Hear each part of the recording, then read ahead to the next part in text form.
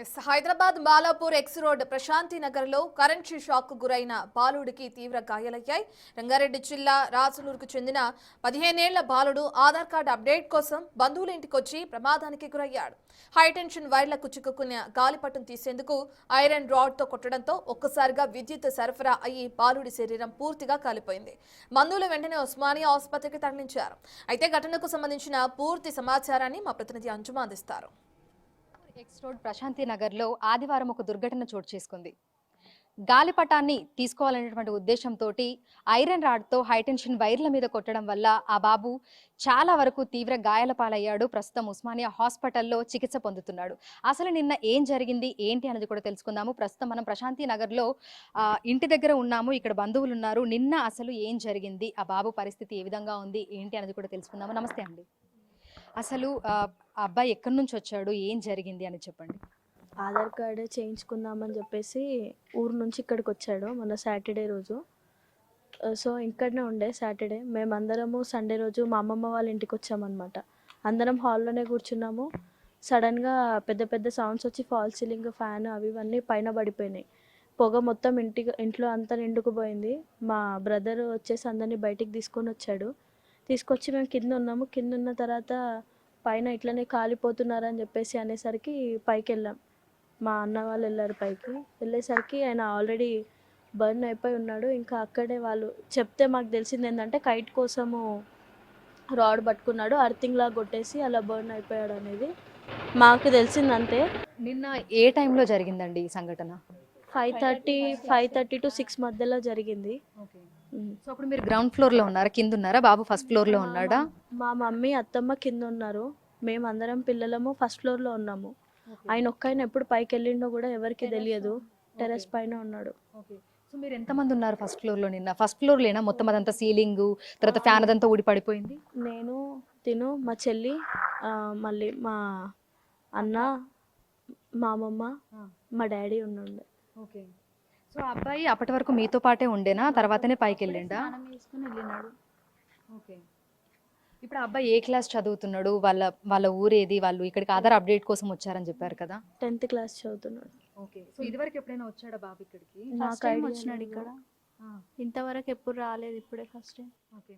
So ఇది high tension వైర్ల మీద ఐరన్ రాడ్ తోటి కొట్టాడు అంటే ఆ గాలిపటం కోసం అని చెప్పేసి అని అంటున్నాడు. సో పైన గాలిపటం నిజంగానే ఉండేనా? చూసారా మీరు ఎవరైనా? 4 days నుంచి ఉంది కానీ ఎవరం పట్టించుకోలేదు. పైన లాకేషన్ ఉంటుంది ఎప్పుడు, ఎట్లా అసలు ఏం క్లారిటీ లేదు. ఓకే. పక్కిల్లు కూడా మొత్తం డిస్టర్బ్ అయిపోయింది. సో ఇక్కడ చూడొచ్చు ఒకసారి ఆ పెచ్చులు అవన్నీ ఊడిపోయి మనకు కనిపిస్తున్నాయి. మొత్తం ఈ రాళ్ళు ఇవన్నీ కూడా స్లాబ్ మొత్తం కూడా మనకి మీద నుంచి ఇదైతే వచ్చింది.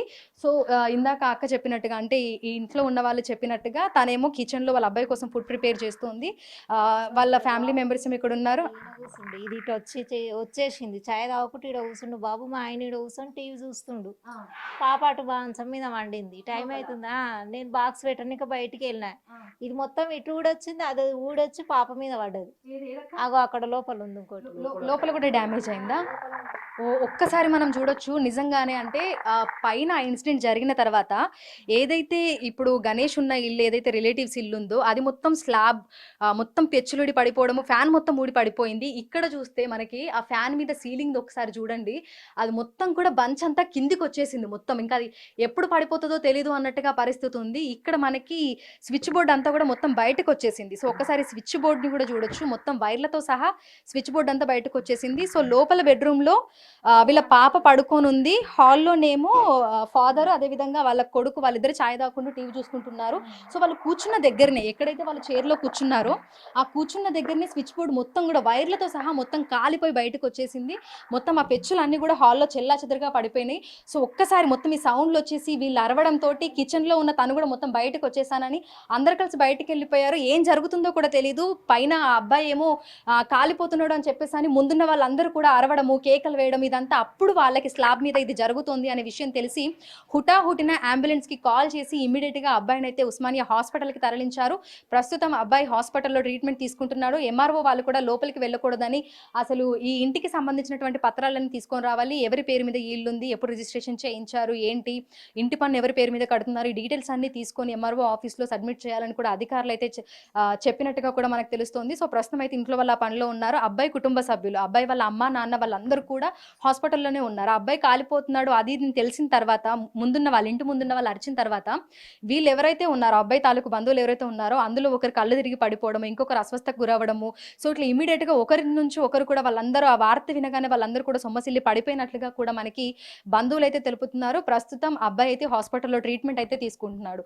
సో ఇదందరికీ ఒక కనువిప్పు. ఈ సీజన్లో కేవలం చైనా మాంజతో మాత్రమే కాదు, ఇట్లాంటి హై టెన్షన్ వైర్లతో కూడా జాగ్రత్తగా ఉండాలి. ముఖ్యంగా చిన్న పిల్లలు ఉన్నవాళ్ళు ఆ పిల్లల్ని ఒక కంట కనిపెడుతూ ఉండాలి. స్లాబ్ మీద గాలిపటాలు ఎగరేసుకుంటూ ఉన్నారు, వాళ్ళు ఏదో ఆడుకుంటున్నారు అని చెప్పి వదిలేయకుండా అసలు పైన పరిస్థితి ఏ విధంగా ఉంది, వైర్లు వాళ్ళకి ఎంత దూరంలో అందే విధంగా ఉన్నాయి ఏంటి అనేది కూడా చూసుకోవడం అనేది చాలా ముఖ్యం. ప్రస్తుతం అబ్బాయి పరిస్థితి అయితే విషమంగా ఉంది. మొత్తంగా బాడీ అంతా కాలిపోయినట్లుగా అయితే తెలుస్తోంది. కానీ అబ్బాయి ట్రీట్మెంట్ తీసుకుంటున్నాడు, బానే ఉన్నాడు, కొంతవరకు బానే ఉన్నాడు అనేది అయితే బంధువులు చెప్తున్నమాట. ఇంకా పూర్తి వివరాలు అయితే తెలియాల్సి ఉంది. ఇప్పుడు కృష్ణతో అంజుమ, బిగ్ టీవీ, హైదరాబాద్.